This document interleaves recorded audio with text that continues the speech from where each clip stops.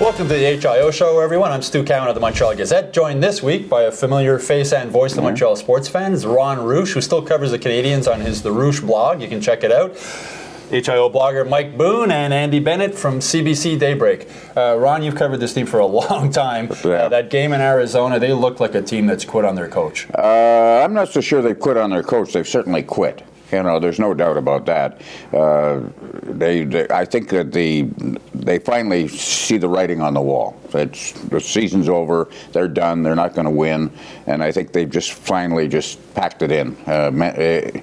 Perhaps not physically, but certainly emotionally. There's no life to their game anymore. How could you not, though, feel that weight? I mean, they're hockey players, but they can still do basic math. I mean, everybody knows the amount of points that you're going to have to gain in the remaining 25 games to make that distance. But yeah, quit on the coach, quit on themselves. I mean, it just looks like they just have no oomph to their game. How about the basic math of making $3 million a year to skate around? And they've quit on their fans. They've quit on their fans, the fans who pay a lot of money to go watch these guys and invest a lot emotionally in this team. That's what's scary when you look. I mean, you're like, not a lot of games to make up those points, but a lot of games when you think about how much hockey is left to be played and what we're going to be watching from here until the end of the season. I mean, I did not understand that game, how you could have such an important game and have the leaders on this team. I mean, it just looks like everyone in this team is looking next to them. Who's going to take us there? You. There's nobody. Who's doing it? Nobody's doing it. I worked it out yesterday. Based on the last 10 years, the average number of points to get into the playoffs is 92.7, 93 points. In order to get there, the Canadiens would have to go 8-17 the rest of the season. Well, there's no way. Yeah, 17-8. This is a team. 17-8. Yeah, well, yeah. They probably will go 8-17. Yeah, that's and that includes a West Coast trip. Yeah. And the game against Washington, and so they can afford to lose only 8 games and then they're done. And this is, that's at 92 points, which realistically, it's more like. Well, it was 98 last year. Exactly. And this is a team that hasn't won more than one game in a row. They've won more than one game in a row once since the end of November. So I don't think that's going to happen. Mike, Bergevin has said that Therrien won't be fired this season. Do you see any scenario where he comes back next season? Well, I think Bergevin could even walk back from that pledge or vote of confidence or whatever you want to call it. I mean, if the situation just becomes totally hopeless, does he make a move this year? Does Therrien, I don't know, develop some medical condition that allows him to be kicked upstairs or something like that? I just don't see it dragging on until the end of the season. Look what Minnesota did with Mike Yeo. And that was after they didn't wait forever. Yeah, that was after he came. Are you surprised that Jeff Molson hasn't come forward, Andy, to address? I mean, forward. It wasn't that long ago that he did come forward and made his foxhole comment, which I really would love to know. Are you saying Molson? Jeff Molson. Jeff Molson. Yeah. I don't know. I mean, how many times can you have somebody? You had Bergevin coming out making a statement about Therrien. Now, if you have Molson come out and make a statement, I mean, who's running this team really on the day to day? You want to think that it's your coach running the day to day and your general manager working things behind the scenes. Not that Daddy's upstairs and as soon as everybody gets in trouble, Daddy's going to come down and get everyone in line. I mean, I don't think that would look good for either of them.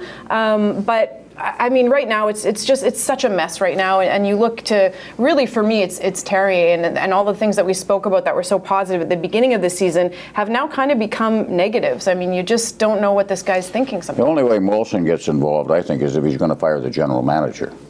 I mean, that's the only way. I mean, he's running Evenco or whatever it is he does up there, and that's his main focus with this team. But the general manager is extended through 2022 or something. Yeah. God, that would be a big bill to swallow. But and I don't see a reason to fire Bergevin.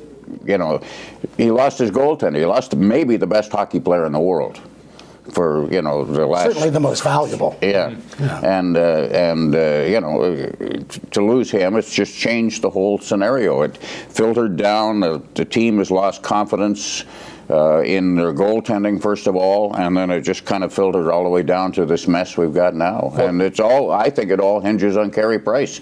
Not to blame him, obviously, but because the loss of Carey Price has just made a mediocre skating team or a team of skaters bad. and they weren't that good. Well, after 2 months of a slump, and Tuesday in Colorado, Terry finally gave them a bag skate, which I think fans have been wanting for quite a while. Full-length wind sprints, full-length one-on-one drills. Too little, too late, Mike?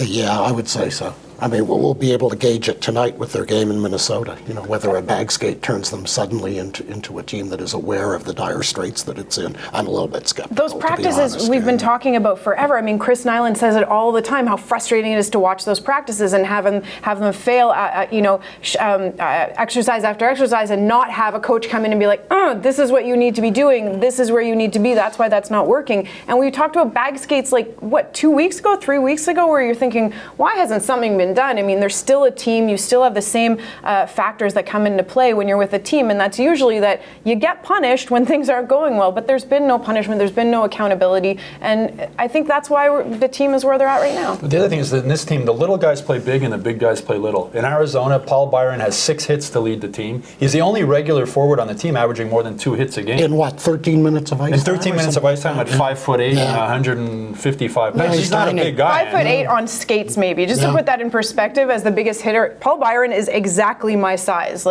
We are exactly the same size. So I am the biggest hitter on the Montreal Canadiens right now. I like to say I'm a strong woman, but I don't think that's going to strike fear in the hearts. After they're eliminated, right, Paul Byron is riding the favorite in the Kentucky Derby. We'll be right back after a short break.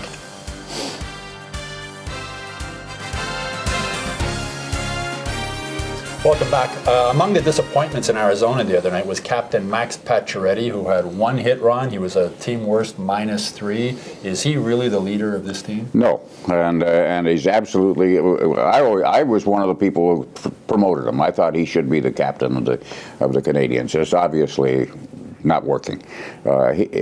He's got 20 goals, so the softest 20 goals I've ever seen. Very seldom is he a game breaker. Very seldom. He's not the guy we saw last year. It may be because he's captain, and maybe he feels too much pressure. Whatever it is, I think, editorially, I think he's very tradable. I think that he's a guy that you could probably get quite a bit for. And he's got this contract that obviously is undervalued. Yeah. And I think if I were Bergevin, I'd be looking off what I've seen this year. I'd be looking to move him. Well, he's got 3 more years at $4.5 million, Mike. And I think if he went to a team where he wasn't the big guy, like if he went to a Dallas and played with Jamie Benn or one of those guys, I think he'd score 40, 45 goals. I don't think it's going to happen here, though. Well, it would depend on who's feeding him. He insists that David Desharnais is his natural center, and I don't know why they abandoned the Galchenyuk experiment with Pacioretty. I think to me, Galchenyuk is the most talented center or whatever on the team, and they ought to stick with something for a while. I'm wondering if Pacioretty just doesn't want to play with him, because now they've got him with Lars Eller. Oh, that's great. Your captain doesn't want to play with the most talented. I don't know if I necessarily agree with that, but I agree with Galchenyuk. It's so frustrating to get glimpses of how talented this guy is, and that means it's there. And whose job is it to get that out of him more often? Well, it's the coaching staff. And to trade Pacioretty, I mean, are you really going to get a player of equal or greater value, talent rather, in Pacioretty over the next few years? I truly don't think so. But captaincy, I said at the beginning of this season, Gallagher would have been a great captain. I still think that he is a heart of a team. You see every game, no matter what kind of losing streak they're in, you always get the same effort with him. And the things that, once they named Pacioretty as captain, I was like, okay, let's get on board. He seems calm. He seems like a leader. And now, in the same token with Therrien, I find his positives have now become negatives. I mean, he's too calm. You ask him, whose job is it to get you out of this? Oh, we lead by committee. Everybody's a leader on this team. Everyone does this. Well, maybe they need to have a clearer idea of who actually is going to lead this team. He's a college boy from suburban Connecticut. You need someone who grew up on a farm in Saskatchewan. He's lived a charmed life. I think the most startling thing to me, this is the guy who was tied for the lead in plus-minus last year. He's -14 his last 14 games. Now, this is a guy who's quit. He's flat out quit. Or if he's got 1 goal in his last 12 games. You look down the list and you say, well, this is. He was supposed to be part of the big 3: Price, Subban, Pacioretty. We're looking at them as the core of the team. Well, was stripped of gear here somewhere. The only defense for Patrick is the fact he did have that major injury during the offseason and missed his offseason training. You wonder if maybe physically it's catching up to him right now.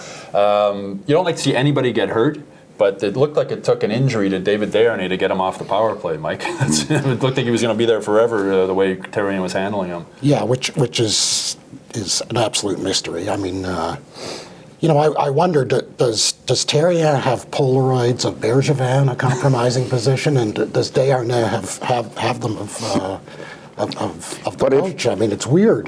But if not Desharnais, who? I mean, that's the problem. I mean, your second wave of your... Yeah. This is the problem with this team, and I keep saying, structurally, this team is not very good. You've got about 8 guys who are forwards who are all the same kind of player. The Lars Ellers, I like Lars Ellers, but, and Torrey Mitchell and all these guys, but you can't have 9 of your forwards all looking the same. And that's basically what it is. This is a team that's not a very good team. I'd like to see Eller get a shot on the power play. When you talk with Lars after practice, he never says anything negative, but you can tell he's a little frustrated from wing to center to, he might not have the best hockey sense, but he's got some size. And David Desharnais works, he gives you everything he has, but he just gets pushed off the puck too easily. I'm wondering if Eller might... now they're at a time they can experiment. Aren't those two players just so frustrating to watch? Sometimes Eller has talent, but sometimes you just wonder, where does the guy have any vision? And Desharnais, he what a great passer and what a great playmaker, but oftentimes you think you want him to be a little bit more rugged, or he's just not bringing as much as you want him to bring. But it's exactly what Ron says. If not him, then who? And you look at the numbers of the success on the power play of Desharnais, you wonder why he's still there. But what options do they have? Yeah, the other thing is that down low on the power play, the Canadiens are awful. The whole power play centers around the 2 guys at the point. And they don't win the battles down in there, and this is why we, using a Desharnais who doesn't win those battles, or even a Plekanec, although it's difficult to criticize him. You got to be able to win those. If they're going to dump the puck in the corner, they better be able to go in there and get it. So what, are we going to wait on McCarron? 2 years, I'm sure they'll fly by. But the thing with Gallagher... McCarron's very close. I mean, I watched the St. John's games, and McCarron, despite that 17-game goalless streak that he had down there, he takes all their face-offs. He's on their power play. He's on. The coach really trusts him down there. I think he's probably going to be part of this team next year. Gallagher is the guy willing to do all those battles, but he seems to be less willing now, and I almost don't blame him because nobody ever defends him when he gets beat up. And he's also mentioned that his hand, players are going after his hand. They know it's his left hand, and guys are chopping at it. But he is. They need more Brendan Gallaghers, this team. Of course, every team needs more Brendan Gallaghers for sure, but absolutely, especially right now when you see that passion sort of dropping off for the Canadiens, and everybody knows what kind of team this is. They're a team that wins by committee, and it was working so well for them at the beginning of the season, but that domino effect of Carey Price going down, they need everybody bringing their A game every night, and unfortunately, Gallagher is bringing his A game every night, but he's a small guy, and this has been the concern with Gallagher. You keep playing your whole career like that, it might be a short career, and he doesn't know any other way. So, he needs some help. PK Subban had an interesting quote after the game in Arizona, Mike. He said, "You can't teach emotion." And I'm wondering how frustrating it must be for Michel Therrien to watch these guys go out and play the way they did in Arizona. But I mean, that was generalized. It's fine for PK to say that, but he wasn't exactly a fire plug out there either. I mean, everybody stank in Arizona. With the trade deadline coming up, Ron, what does Marc Bergevin do? Is he a seller, or do they he's a seller. There's no question he's a seller. He's got 4 unrestricted free agents, Scrivens, Gilbert, Byron, and Weiss. Scrivens isn't going to be here. Byron, Fleischman too, I think. But that's 7.2 million. Those guys, that's dollar store, right? Yeah. We're not talking Holt Renfrew. Yeah, exactly. You wind up making a deal for a 5th-round draft pick, and you wind up sending, like the Canadiens did last year with Torrey Mitchell and Brian Flynn. You bring them in, but they're small pieces of the puzzle. And hey, look, maybe somebody wants a Tom Gilbert to go through the playoffs, but there's not a lot. They're going to have to make a hockey deal. They're going to have to trade something for something. Yemelin or Plekanec, I think, would be the most attractive. He's got a no trade. Yemelin's got an absolute no trade next year. So it's difficult. It doesn't. Some of these contracts shouldn't have been, and they're not Bergevin's fault, but. Doesn't look good for the Habs. We'll find out. We'll be back next week and see what the latest stories are.